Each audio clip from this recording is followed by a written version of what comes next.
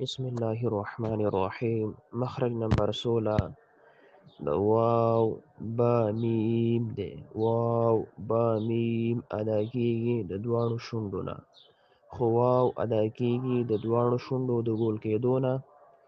واو او با او میم ادا کیږي د دواړو شونډو نه، دې کې به شونډې ګول کوي نه. با ادا کیږي د شونډې د لمدې حصې نه، او میم ادا کیږي د شونډې د وچې حصې نه. پرون موږ وضاحت کړی و چې دا شونډه په دوه قسمه ده، یو د دې وچه حصه ده او دویم د دې لمده حصه ده. لمدې حصې نه با ادا کیږي او د وچې حصې نه میم ادا کیږي.